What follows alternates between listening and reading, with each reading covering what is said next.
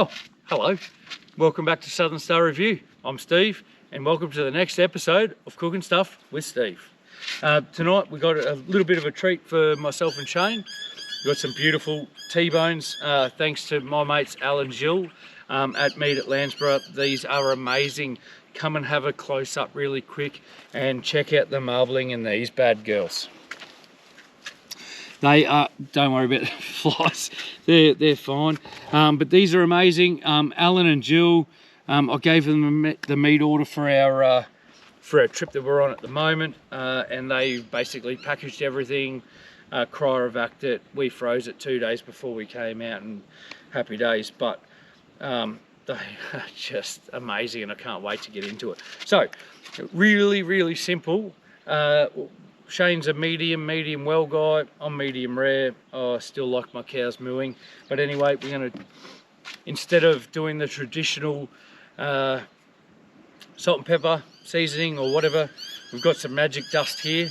It's from Lane's Barbecue, and it is just amazing, and I'm sure Shane's gonna like this. We're cooking over coals again. We've got the fire pit going behind us, and we're just about ready to go. So it's yeah, pretty much time to dust these things down, and yeah, we'll keep going. So come in closer and you can have a look. You'll have to apologise.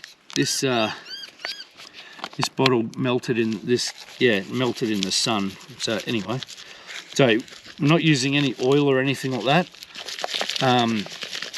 We're going to allow you know, the juice and moisture in the steak to hold the rub down.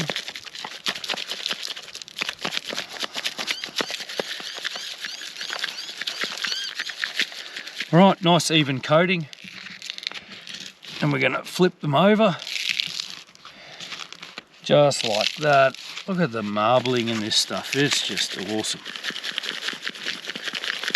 Now, steak and anything that you cook that you've cryovac and frozen will never come back to a nice red colour, so don't be shied away from that. This is 100% going to be awesome. Alright, so we've got a nice even coating of magic dust on there now. What we're going to do is cover it in Glad wrap. Keep all those flies off. There's millions of flies around at the moment. I ate Fred and his whole family the other day. I ate his brother and his family early this morning. It's been pretty rough. Alright, so nicely wrapped up in Glad wrap. And I know what you're thinking, you're going to go put this in the fridge. Don't. Just leave it right there. Room temperature, best temperature to cook steak from. Alright, so we'll leave that there for about 20 minutes, half an hour. We're just about ready to get the plate on and the grill ready. So yeah, 20 minutes, half an hour, it's not a problem. You're not going to hurt it or anything like that. So we'll leave that there for now, and yeah, we'll be back in 20 minutes.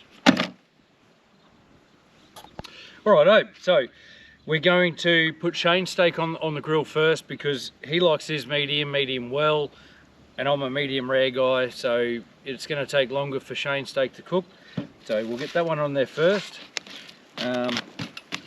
Just try and make sure that the Shane doesn't fall in the fire when he turns around. So what we're going to do first is we're going to sear both sides on the plate. There's not very many coals under the plate, obviously, because eggs don't need lots of coals, but you should be able to definitely hear it sizzling. You want to leave it there for maybe 4 seconds. Right, 1, 2, 3, 4. Turn it without dropping it in the fire like I've done before. Right, straight on the grill. Alright, so now that it's on the grill, leave it alone. Don't poke around with it with your tongs or whatever. Just leave it there. It's fine. It's not going to hurt it. When you do really good quality steak, you want to, I prefer to cook it at a lower heat, but cook it for longer, because even if you go over, you know, someone's preferred you know, style of steak, whether it's medium well, whatever, If you do tend to go a little bit over, it's pretty forgiving. You start with really good quality steak. That marbling through there is all flavour. So even if I cook that to like a well done, Shane wouldn't really know the difference because it's going to be so juicy and tender inside anyway. So yeah, happy days. See you in a minute. Righto, so steaks are ready to turn.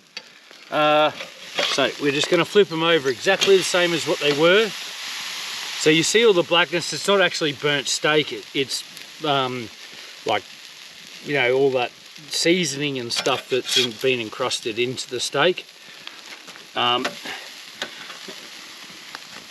medium rare, and this is going to be out of control. So time and temperature doesn't really matter, only to me anyway, because I believe that a steak's ready when it looks ready. So, you know, at the end of the day, you can experiment yourself, but try not to, you know, be, you know, moving your steaks around and flipping them over, just checking them out. You know, learn how to cook your steak and what your steak looks like at different stages.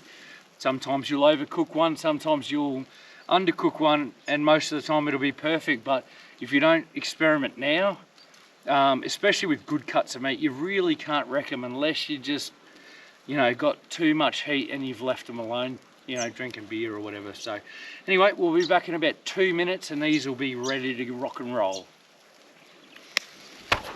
Rightio, so these are ready to come off, which is really good because I've got 27,000 degree burns on my leg. These coals are hot. Anyone that thinks a Gidgee is really good to burn, I tell you, like, mulga is just out of control. So anyway, we're going to get these off, let them rest for about 5 minutes while we cook some eggs, and yeah, then we'll chop them open and have a little bit of a taste, and yeah, oh, it's going to be awesome. So we're going to chain those off first.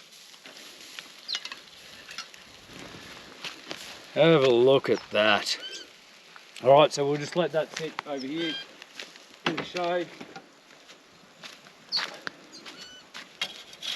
Come over, get the half, oh, sorry, the half still alive one, so it's medium rare, pretty much.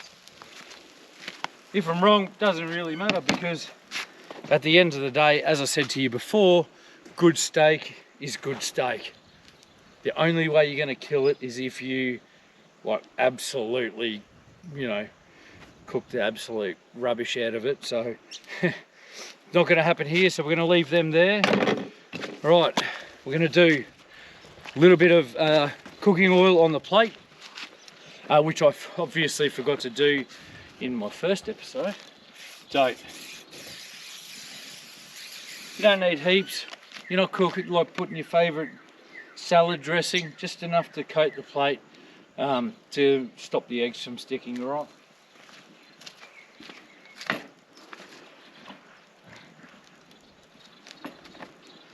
All right, some nice big bum nuts.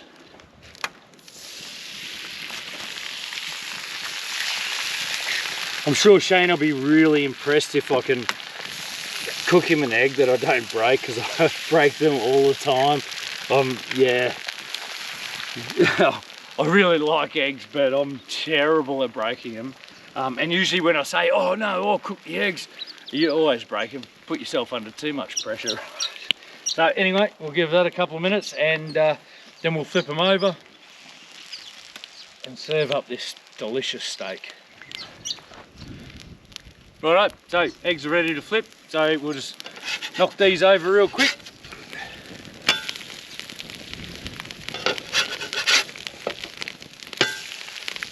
Both of us like, you know, soft runny eggs, each to their own. But as I said before, it's still not over because I need to get that from there onto Shane's plate without breaking it. He can break it himself, that's fine. Yeah, so the pressure's on right now, guys. Come with me, stay there. All right, so we get Shano's plate. Oh, look at the juice coming out of that steak, mate. Oh, oh my God. Oh, I'm so hungry. All right, so let's see.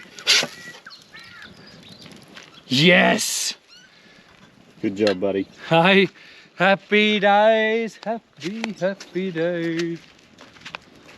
I think that's the first egg I've ever cooked for Shane that I haven't broken, because I break eggs, okay? It's brought up in a glass house, throwing stones. All right, so medium rare and an egg. Let's go and have a look. We'll cut it open and check it out. Right. Trusty Victorinox. We'll cut into the main part first. Oop, I'm sorry. Look at that. Have a look how juicy and awesome that is. And I can't wait. I'm sorry, Shane, but you can wait. You can try your steak in a minute, Shane. Get into it, buddy. How is it, mate? Mate, I'm not gonna lie.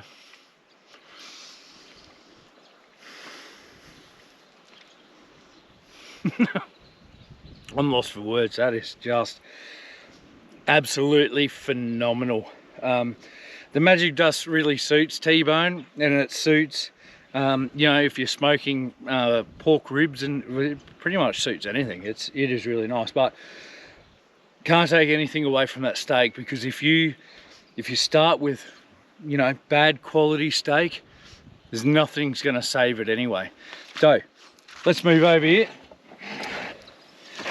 I'll grab a clean fork for Shane. Right, we'll cut into Shane's. Got a nice big triangle there. All right, have a look at that. Medium. Perfect, medium mate. Well. Right, cut a bit of that off, and I'll take the camera. There you go, Shano. Oh, that's amazing, mate. How good is it? Unbelievable. And that's what I keep trying to say. You got to start with good quality meat. You do good quality meat, you can't go wrong. Just follow these simple steps, and just don't kill stuff. All right, so there's heaps of flies around, so we're going to go.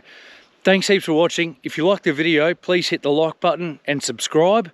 Until next time, stay safe and get your outside on.